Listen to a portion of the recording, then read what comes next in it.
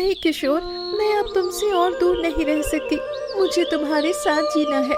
फिर अलकनंदा किशोर का हाथ पकड़ने वाली होती है कि तभी पीछे से राजा भानुदेव भागते हुए आते हैं। ये क्या बेटी, नहीं, रुक जाओ, तुम इसका हाथ नहीं पकड़ सकती हो। पिताजी देखिए, मैं इससे बहुत प्रेम करती हूँ। किशोर भले ही एक चरवाहा है, पर मैं इसके बिना अब और नहीं रह सकती। मैं भी तुमसे बहुत प्रेम करता हूँ राजकुमारी। हम दोनों इस दुनिया की सारी सीमाएं पार करके एक होकर रहेंगे। तभी अलकनंदा राजा की बात नहीं सुनती और जैसे ही किशोर का हाथ पकड़ती है, अचानक किशोर वहीं पर गिर पड़ता है और अपनी आखिरी सांसें गिनने लगता है। ये देखते ही राजकुमारी अलकनंदा चीख पड़ती है। नहीं, ये क्या हो गया पिताजी, आखिर किशोर को क्या हो गया? इसीलिए तो मैंने कहा था कि इसका हाथ नहीं पकड़ना बेटी। तुम श्रापित हो, तुम किसी से प्रेम नहीं कर सकती हो। अगर तुमने किसी से प्रेम किया तो उसका तो बच पाना मुश्किल होगा। नहीं, ऐसा कैसे हो सकता है पिताजी?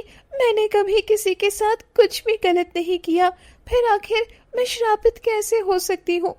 किशोर, किशोर उठ जाओ।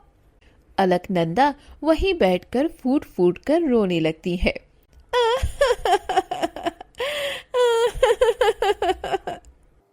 मुझे अब वो कदम उठाना ही पड़ेगा। तुम्हें न चाहते हुए भी कारावास में बंद करना होगा। सैनिकों, राजकुमारी अलकनंदा को पकड़ लो। सैनिक राजकुमारी अलकनंदा को पकड़ लेते हैं। नहीं पिताजी, ये आप क्या कर रहे हैं? छोड़ दीजिए हमें। सैनिक एक नहीं सुनते और राजकुमारी अलकनंदा को वहां से लेकर जाने लगते हैं। वहीं राजा भानुदेव आंखों में आंसू लिए राजमहल लौटते हैं। क्या हो गया महाराज, आप अकेले आए हैं? आप तो हमारी बेटी अलकनंदा को लेने गए थे ना, आखिर अलकनंदा कहाँ है? माफ कर दो रानी, हम अपनी बेटी को श्राप से नहीं बचा पाए। आखिर उसकी वजह से एक व्यक्ति की मौत हो गई और हमें न चाहते हुए भी अपनी बेटी को कारावास में बंद करना पड़ा। ये आप क्या कह रहे हैं महाराज? वो हमारी इकलौती बेटी है, भला आप उसे कारावास में कैसे बंद कर सकते हैं? तुम्हें तो याद होगा वो भविष्यवाणी रानी जो हमारी बेटी के जन्मदिन के दिन एक औरत ने की थी। हाँ, वो मनहूस दिन हम कैसे भूल सकते हैं महाराज? राजा की आंखों से आंसू गिरने लगते हैं और अचानक पुराना मंजर घूमने लगता है। माधापुर राज्य में राजा भानुदेव एक समृद्ध और न्यायप्रिय राजा थे। वहां की जनता खुशी से झूम रही थी क्योंकि रानी गर्भवती थी और पूरा दरबार बेसब्री से इंतजार कर रहा था। हे ईश्वर, मेरी बच्ची बस सही सलामत इस दुनिया में आ जाए, तभी मैं चैन की सांस ले पाऊंगा। तभी एक दासी भागते हुए आती है। महाराज बधाई हो, आपको एक बहुत ही प्यारी सी राजकुमारी हुई है। ये तो बहुत खुशी की बात है। मंत्री जी, पूरे राज्य में मिठाई बंटवाई जाए और सभी को हमारी राजकुमारी के होने की खुशखबरी दी जाए। जो आज्ञा महाराज। मंत्री वहां से जा ही रहा होता है कि तभी एक औरत राजमहल में काले कपड़ों में आती है। उसे देखते ही राजा भानुदेव गुस्से में आग बबूला हो जाते हैं। तुम कौन दुष्ट औरत हो? इतनी खुशी के मौके पर राजमहल में ये काले वस्त्र पहनकर आने की तुम्हारी गुस्ताखी कैसे हुई? महाराज, जिस बेटी के होने की तुम खुशी मना रहे हो, याद रखना तुम्हारी वही बेटी तुम्हारे इस अभिशाप की सबसे बड़ी वजह बनेगी। ये कैसी बकवास बातें कर रही हो? आखिर तुम्हें यह कहने की हिम्मत कैसे हुई? राजा, तुमने जो कर्म किए हैं वो याद करो, उन्हें तुम कभी नहीं भूल सकते।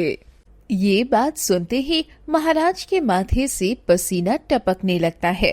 तभी इतने में पीछे से रानी मणिकर्णिका आ जाती है। तुम कौन हो और मेरे पति से इस तरह बात करने की हिम्मत कैसे कर सकती हो? आखिर तुम मेरी बेटी के बारे में ऐसा क्यों बोल रही हो?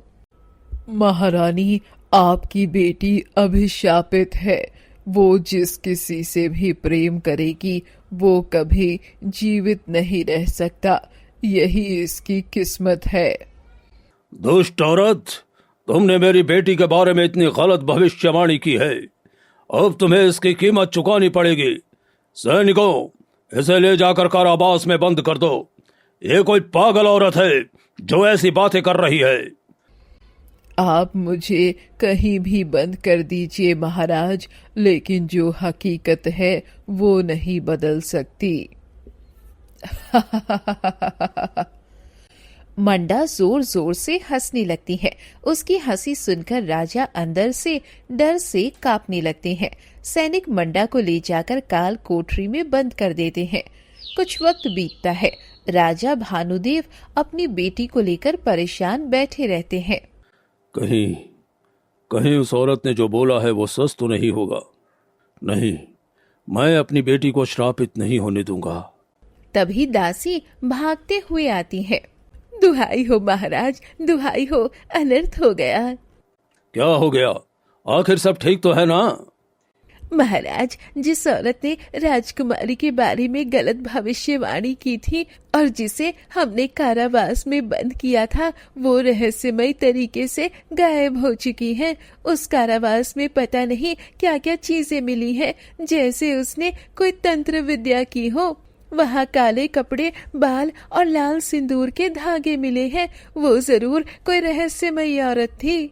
ये बात सुनते ही राजा भानुदेव गहरे खौफ में चले जाते हैं। ये क्या हो गया भगवान? अब कहीं मेरी बेटी की जिंदगी में सच में कोई अनर्थ तो नहीं होने वाला है। राजा भानुदेव के माथे पर परेशानी की लकीरें साफ दिखाई पड़ती है। ऐसे ही धीरे धीरे वक्त बीतता है और राजमहल की कड़ी निगरानी के बीच राजकुमारी अलकनंदा धीरे धीरे बड़ी होने लगती है। देखते ही देखते 20 वर्ष बीत जाते हैं। तभी एक दिन राजकुमारी महल से बाहर जा रही होती है। तभी राजा भानुदेव सामने आकर खड़े हो जाते हैं। ये क्या राजकुमारी? नहीं, तुम इस तरह राजमहल से बाहर नहीं जा सकती हो। पिताजी, आखिर क्या हो गया है आपको? जब से मैं बड़ी हुई हूँ कभी भी आप मुझे राजमहल से बाहर नहीं जाने देते। क्या आप किसी चीज से डरते हैं? तभी इतने में पीछे से रानी मणिकर्णिका आ जाती है। तुम्हारे पिताजी तुम्हें अपनी आंखों से दूर नहीं देखना चाहते, बस इसीलिए वो परेशान रहते हैं, और मैं भी। ठीक है, तो मैं एक दासी के साथ जा रही हूँ पिताजी, और मैं महल से ज्यादा दूर नहीं जाऊंगी। बस महल के अगल बगल के बगीचे में ही टहल कर आ जाऊंगी। ठीक है पुत्री, फिर जाओ, लेकिन ध्यान रखना, जब तक तुम लौट कर नहीं आओगी मैं बहुत चिंतित रहूंगा। हाँ पिताजी, मैं जानती हूँ, मैं तुरंत आ जाऊंगी।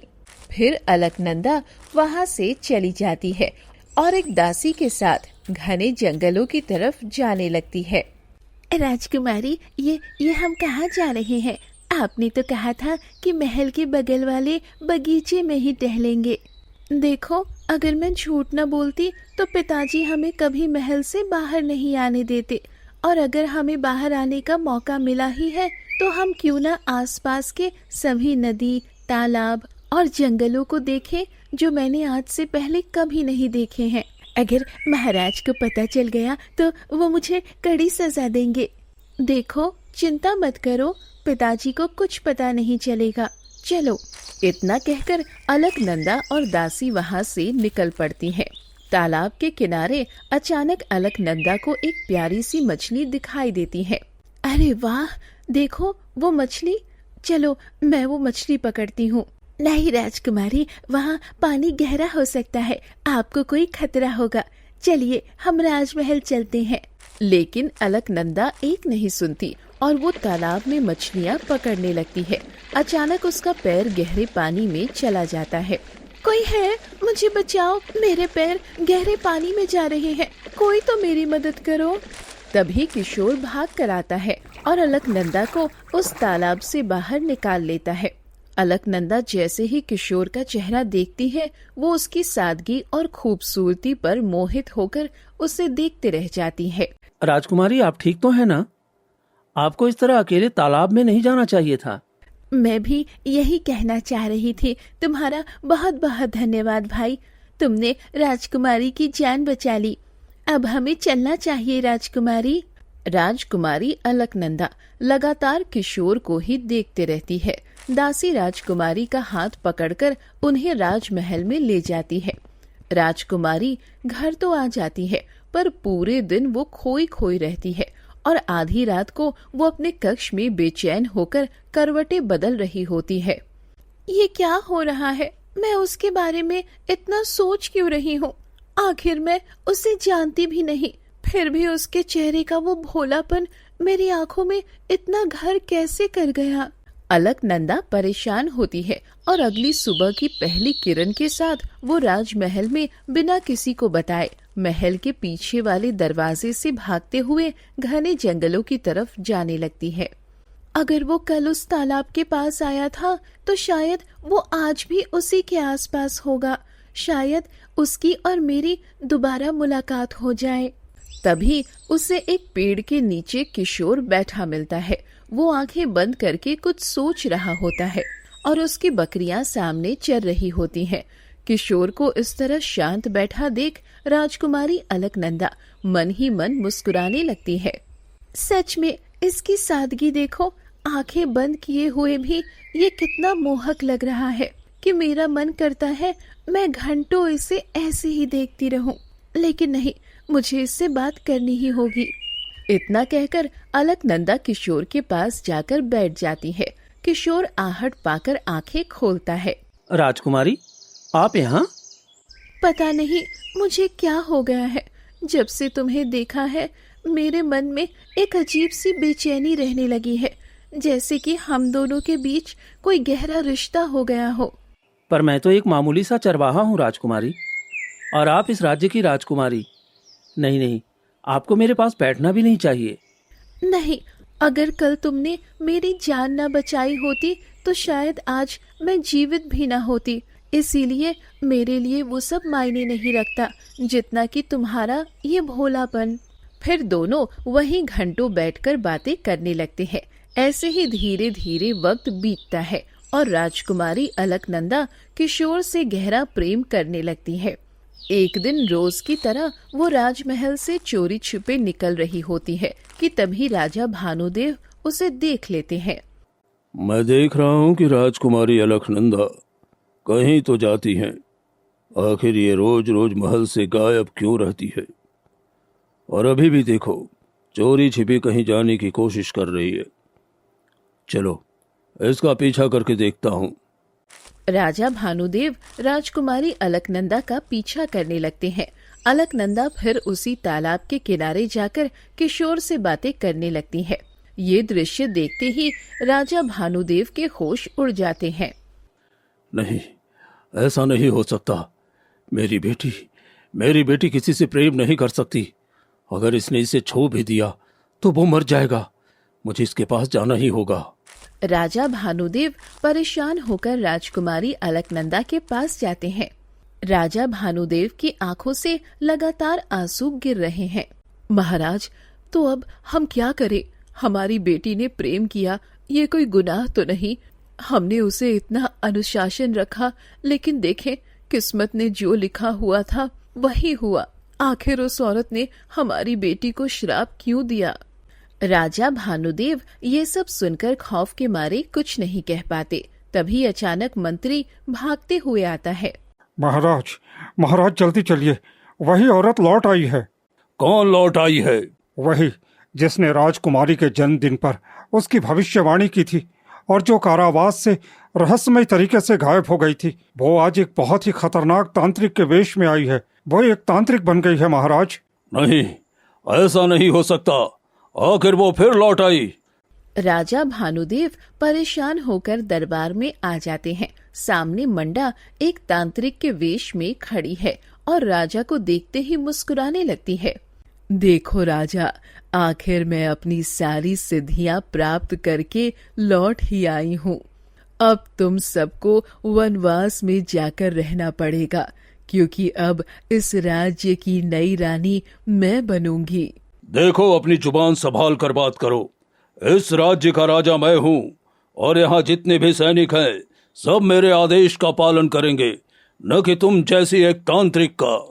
तो राजा, तुम मुझे एक मामूली इंसान समझ रहे हो, अब देखो मैं क्या करती हूँ।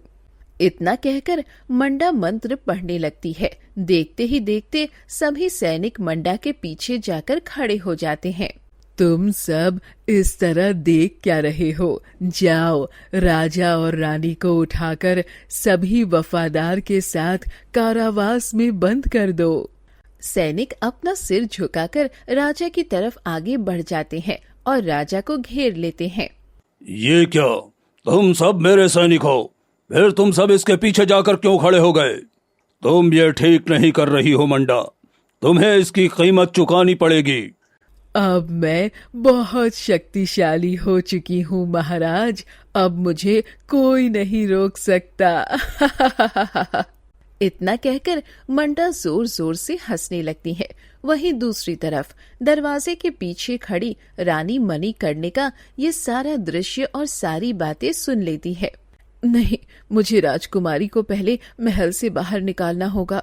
अगर इसकी नजर राजकुमारी पर पड़ गई तो पता नहीं ये मेरी बच्ची के साथ क्या करेगी।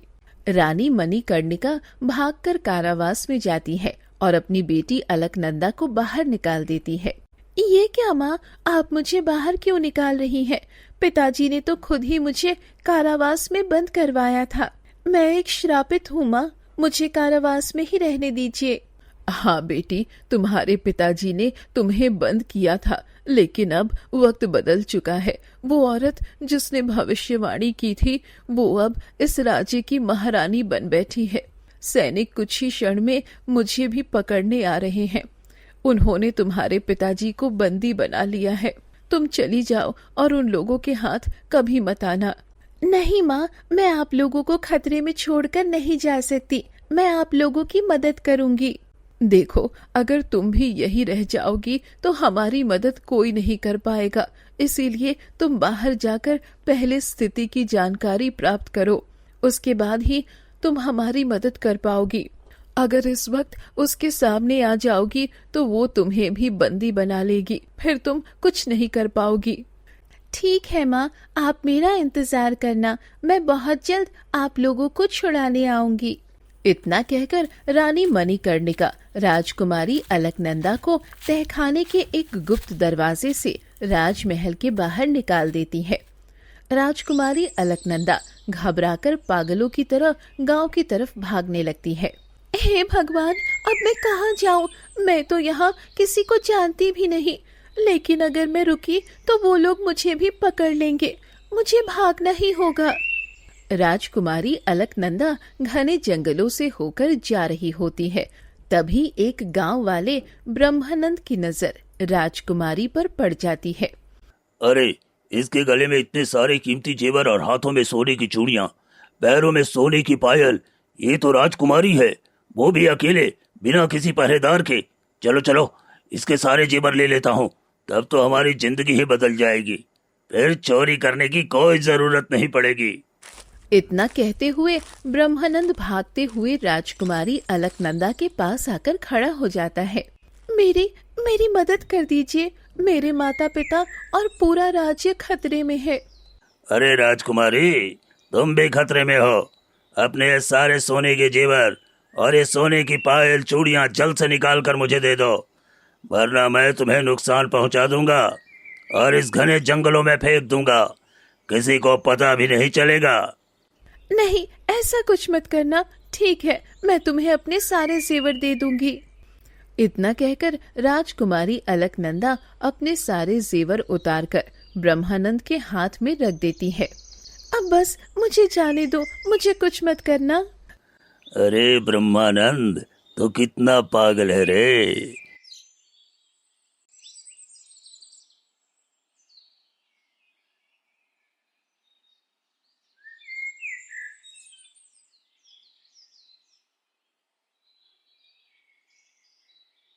राजकुमारी अलकनंदा वहां से जाने लगती है।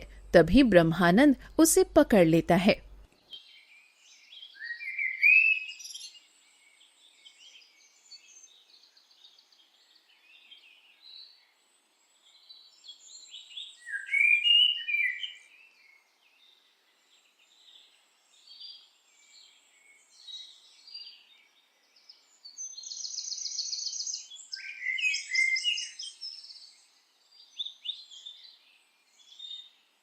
ब्रह्मानंद राजकुमारी अलकनंदा को खींचते हुए वहाँ से ले जाने लगता है।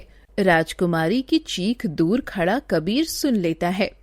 अरे, ये तो किसी लड़की के चीखने की आवाज है और उत्तर दिशा की ओर से आ रही है। चलो चलकर देखता हूँ, कोई मुसीबत में तो नहीं है। कबीर भागते हुए वहाँ आता है और देखता है कि ब्रह्मानंद राजकुमारी अलकनंदा को जबरदस्ती खींचकर ले जा रहा है। रुक जाओ, तुम ये क्या कर रहे हो? छोड़ दो उसे। अच्छा, तो तुम जैसा मामूली लड़का आया है मुझे रोकने। अब देख मैं तेरा क्या करता हूँ। इतना कहकर ब्रह्मानंद गुस्से में आगे बढ़ता ही है कि तभी कबीर एक डंडा उठाकर उसके सर पर मार देता है। ब्रह्मानंद वहीं बेहोश होकर गिर पड़ता है। देखो, तुम कौन हो और इतने घने जंगलों में क्या कर रही हो? इस तरह किसी जवान और खूबसूरत लड़की को अकेले इतने वीरान जंगल में नहीं आना चाहिए। देखो, मैं कोई साधारण लड़की नहीं बल्कि इस राज्य की राजकुमारी हूँ। इस दुष्ट ने मेरी पहचान जान ली थी। इसे मेरा सारा धन चाहिए था और उसने मेरे साथ बुरा व्यवहार किया। मेरी मदद करो, मैं अभी अपने राज दरबार नहीं जा सकती। वहाँ एक तांत्रिक ने कब्जा कर लिया है। राजकुमारी, तुम्हारे साथ जो हुआ वो सच में बहुत गलत हुआ। मैं कोई बहुत बड़ा योद्धा तो नहीं जो तुम्हारी मदद कर सकूं, लेकिन हाँ, अगर तुम चाहो तो कुछ दिनों के लिए मैं तुम्हें अपने घर में रख सकता हूँ। अब तुम चलो, इस हालत में तुम कहीं जा भी नहीं सकती, और वैसे भी मैं इस घने जंगल के बीच में रहता हूँ, तो तुम्हें कोई खतरा भी नहीं होगा। ठीक है, मैं तुम्हारे साथ चलने के लिए तैयार हूँ। वैसे भी मैं यहाँ किसी को नहीं जानती। फिर राजकुमारी अलकनंदा कबीर के साथ उसकी झोपड़ी में आ जाती है और उस तरह वो दिन बीत जाता है। अगली सुबह होते ही राजकुमारी अलकनंदा परेशान होकर उठती है। मुझे कुछ न कुछ तो करना ही पड़ेगा। आखिर मैं ऐसे हाथ पर हाथ धरे कब तक बैठी रहूंगी? वहाँ माता पिता राजमहल में परेशान हैं और मैं यहाँ।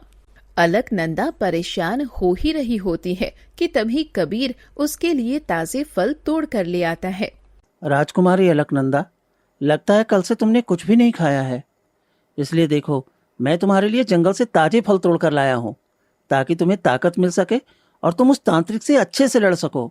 अलकनंदा ये सुनकर मुस्कुराने लगती है। हाँ, तुम ठीक कहते हो। मुझे अगर दुश्मनों को हराना है तो खुद को मजबूत करना ही होगा। इतना कहकर अलकनंदा वो फल खा लेती है। ऐसे ही थोड़ा वक्त बीतता है। राजकुमारी अलकनंदा हर संभव प्रयास करती है अपने माता पिता को छुड़ाने का, पर वो कुछ नहीं कर पाती। एक दिन वो रोज की तरह मिट्टी का घड़ा लेकर तालाब के किनारे जाती है। महल से निकले हुए पूरा 1 महीना बीत गया और इन 30 दिनों में ना ही मैंने कोई शक्ति हासिल की और ना ही मैं उस दुष्ट तांत्रिक को हरा पाई हूँ। अलकनंदा मिट्टी का घड़ा लेकर तालाब के किनारे पानी भर रही होती है। तभी वहीं दूर खड़े 2 गांव वाले आपस में बात कर रहे होते हैं। अरे भाई, सुना है तुमने? राजकुमारी अलकनंदा गांव में एक साधारण लड़की के रूप में भटक रही है, और हमारी जो नई महारानी बनी है ना, महारानी मांडा, हाँ, उन्होंने ऐलान किया है कि जो भी उस लड़की को पकड़वाएगा उसे ढेर सारा इनाम मिलेगा। फिर तो भैया ये धन कमाने का अच्छा मौका है। चलो देखो, आसपास ही कहीं राजकुमारी अलकनंदा होनी चाहिए। तालाब के किनारे खड़ी राजकुमारी अलकनंदा ये बातें सुन लेती है। वो डर के मारे भागते हुए झोपड़ी में आ जाती है। तभी वहाँ कबीर आ जाता है और अलकनंदा को इस तरह हांफते हुए देखता है। क्या हो गया राजकुमारी अलकनंदा, तुम इस तरह कांप क्यों रही हो? सब ठीक तो है ना? कुछ भी ठीक नहीं है कबीर। अब वक्त बहुत कम है। अब तो सभी गांव वाले मुझे ढूंढने लगे हैं। मुझे जल्दी से किसी सुरक्षित स्थान पर जाना होगा। अब ये जगह भी हमारे लिए सुरक्षित नहीं है। ये क्या? आखिर वो रानी चाहती क्या है तुमसे? पता नहीं, पर मुझे बहुत डर लग रहा है। मुझे अब तुमसे दूर जाना चाहिए, क्योंकि अगर मैं तुम्हारे साथ रही तो तुम्हारी जान को भी खतरा हो जाएगा। नहीं नहीं राजकुमारी, ऐसा मत करो। देखो, हम कई दिनों से साथ रह रहे हैं और तुम्हारे साथ रहते रहते मुझे कब तुमसे प्रेम हो गया पता ही नहीं चला। अब अगर तुम दूर जाने की बात करोगी तो मुझे बहुत बुरा लगेगा। मुझे प्यार करने का कोई हक नहीं है कबीर, क्योंकि मैं एक श्रापित हूँ। जैसे ही मैं तुम्हें छूऊंगी तुम उसी वक्त इस दुनिया को छोड़कर चले जाओगे। मैं एक बार अपना प्रेमी खो चुकी हूँ, दोबारा फिर से किसी और को नहीं खोना चाहती, इसीलिए मुझे ये कुर्बानी देनी ही होगी। इतने दिन साथ रहने के बाद मुझे भी तुमसे प्रेम हो गया है, पर मैं तुम्हें जिंदा देखना चाहती हूँ। इतना कहकर अलकनंदा वहाँ से जाने लगती है। रुको, तुम ऐसे मत जाओ, तुम मेरे साथ एक जगह चलो, वहां तुम सुरक्षित रहोगी। तुम मुझे कहाँ ले जाने वाले हो? बस चलो तो सही, अपनी आंखें बंद करो, देखो मैं तुम्हें कितनी सुरक्षित जगह पर ले जाता हूँ। मुझे तुम पर भरोसा है कबीर। अलकनंदा अपनी आंखें बंद कर लेती है। कबीर उसे लेकर राजमहल में मंडा के पास आ जाता है। जैसे ही अलकनंदा आंखें खोलती है, वो सामने मंडा को देखकर दंग रह जाती है। ये क्या कबीर, तुम मुझे यहाँ क्यों लाए हो और इसके सामने? तुमने क्या सोचा था कि तुम मेरी नजरों से बच सकती हो? कभी नहीं, अब तुम्हें कोई नहीं बचा सकता। आखिर तुमने ऐसा क्यों किया कबीर? मैं तो तुमसे प्रेम करने लगी थी और तुमने इतने दिनों तक अच्छे होने का नाटक किया। तुमने ऐसा क्यों किया मेरे साथ? क्योंकि मैं अपनी माँ का बदला लेना चाहता था, तुमसे और तुम्हारे पिता से। ऐसा क्या किया मेरे परिवार ने जो तुम इतनी बड़ी दुश्मनी कर रहे हो? तुम्हारे पिता ने मेरी बहन पारुल को पहली नजर में पसंद कर लिया था, लेकिन मेरी बहन किसी और से प्रेम करती थी। उसने तुम्हारे पिता को ठुकरा दिया और यही बात तुम्हारे पिता के गुरूर को ठेस पहुंचा गई।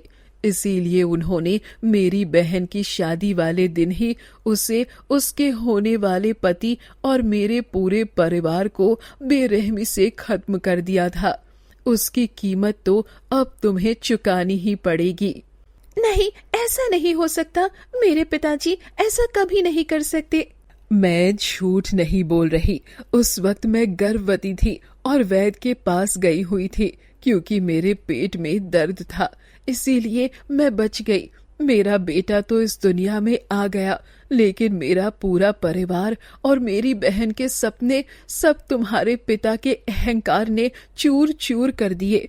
और ये जो कबीर है, ये कोई और नहीं बल्कि मेरा ही बेटा है। अब तो तुम्हें मरना होगा, तुम्हें कोई नहीं बचा सकता।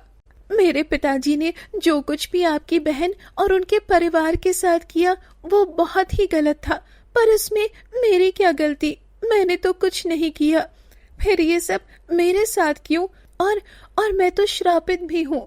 मैंने ही बद्दुआ दी थी राजा को, अपनी तंत्र विद्या से तुम्हें श्रापित किया था, ताकि राजा को अपनी गलती का एहसास हो और वो तिल तिल कर पछताएगा।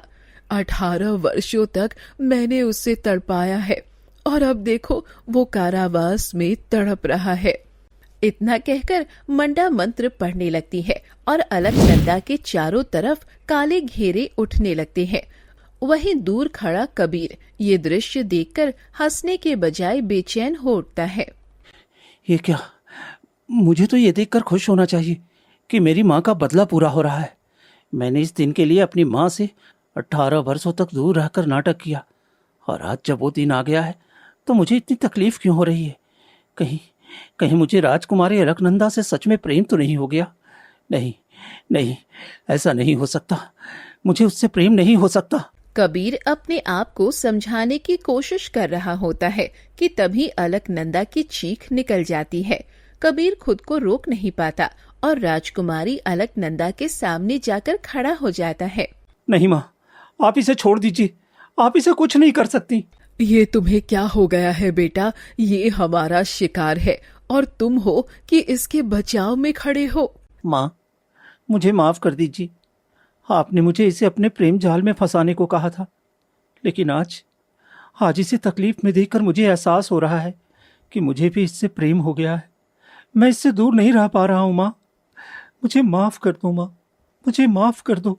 कबीर, तुमने मुझे धोखा दिया, लेकिन फिर भी तुम मुझसे प्रेम करते हो। ये सब सुनकर भी मुझे खुश होना चाहिए या उदास, मुझे कुछ समझ नहीं आ रहा। मैं इतने वर्षों की अपनी प्रतिज्ञा के बीच तुम्हें नहीं आने दूंगी। तुम्हारे पिता ने जो किया है मैं सबको बर्बाद करके रहूंगी। नहीं माँ, मैं राजकुमारी अलकनंदा को इस तरह से नहीं छोड़ सकता। मंडा जैसे ही अलकनंदा पर हमला करने के लिए अपनी शक्तियां चलाती है, कबीर दौड़कर राजकुमारी अलकनंदा के गले लग जाता है। अलकनंदा डर जाती है, लेकिन कबीर को कुछ नहीं होता है। ये क्या कबीर, तुम मुझे छूने से भी ठीक हो? ये क्या हो रहा है? कहीं मेरा श्राप दूर तो नहीं हो गया? हाँ अलकनंदा, तुम्हारा श्राप दूर हो गया, क्योंकि मेरी माँ की बद्दुआ और मेरा प्रेम दोनों एक ही खून से जन्मे हैं। प्रेम ने प्रतिशोध को हरा दिया और तुम्हारा ये श्राप खत्म हो गया। ये क्या कर रहे हो बेटा? तुमने मुझे कैसी दुविधा में डाल दिया है। एक तरफ मेरी ममता और दूसरी तरफ मेरी बहन की मौत का बदला। आखिर मैं क्या करूं? इतना कहते ही मंडा की तांत्रिक शक्तियां कमजोर पड़ने लगती हैं। नहीं, ये क्या हो रहा है? मेरी शक्तियां खत्म हो रही हैं। मैं खुद को शक्तिहीन महसूस कर रही हूँ। तभी राजा भानुदेव और रानी मणिकर्णिका को लेकर सैनिक वहां पहुंच जाते हैं। आखिर तुम्हारा अंत मेरी बेटी ने ही कर दिया मंडा। सैनिकों, पकड़ लो इसे और ले जाकर काल कोठरी में बंद कर दो। इसने बहुत आतंक मचाया है। रुक जाइए पिताजी, मंडा जो कह रही है क्या वो सच है? आपने जो किया वो बहुत गलत था। अगर किसी ने आपको ठुकरा दिया तो आप उसके पूरे परिवार को जान से नहीं मार सकते। नहीं बेटी, यह सब इसकी चाल है। मैंने ऐसा कुछ नहीं किया। महाराज, अब झूठ छिपाने से कोई फायदा नहीं है। सच अब सामने आ चुका है और राजकुमारी को सब पता चल गया है। अब आपको अपना गुनाह कबूल कर लेना चाहिए। राजा भानुदेव शर्म के मारे अपना सिर झुका लेते हैं और उनकी आंखों से आंसू गिरने लगते हैं। मैं आपको माफ नहीं कर सकती महाराज, और पिताजी कहलाने का हक भी आपने खो दिया है। आप एक अपराधी हैं और अपराधी की जगह कारावास में ही होती है। सैनिकों, ले जाओ इन्हें, आजीवन काल कोठरी में कैद कर दो। तुमने बिल्कुल सही फैसला लिया है बेटी। भले ही ये मेरा पति और इस राज्य का राजा है, लेकिन इन्होंने जो जघन्य अपराध किया है उसकी सजा इन्हें जरूर मिलनी चाहिए। राजा भानुदेव को सैनिक वहां से ले जाते हैं। ये देखकर मंडा शांत हो जाती है। राजा गलत था, पर उसकी बेटी बहुत अच्छी निकली। मुझे खुशी है कि न्याय हुआ, लेकिन मैंने भी बदले की आग में जो गलत रास्ता अपनाया, मुझे उसका प्रायश्चित करना ही होगा। माँ, मुझे माफ कर दो। नहीं बेटा, तुमने सही रास्ता अपनाया। मैं प्रतिशोध की अंधी हो गई थी, पर तुमने प्रेम को चुना। अब मुझे प्रायश्चित के लिए जाना होगा। मेरा आशीर्वाद है, तुम दोनों सदा खुश रहो। फिर मंडा राजमहल छोड़कर चली जाती है। अलकनंदा अपनी माँ के पास जाती है। माँ, मैं कबीर से विवाह करना चाहती हूँ। इसने हर कदम पर मेरा साथ दिया है। कबीर बेटा, तुम्हारे और तुम्हारे परिवार के साथ जो हुआ उसके लिए मैं हाथ जोड़कर माफी मांगती हूँ। तुम दोनों का रिश्ता मुझे मंजूर है। फिर कुछ दिनों बाद रानी मणिकर्णिका ने कबीर और अलकनंदा का विवाह बहुत धूमधाम से करवा दिया। कबीर और अलकनंदा उस राज्य के नए राजा और रानी बने और न्याय पूर्वक राज करने लगे।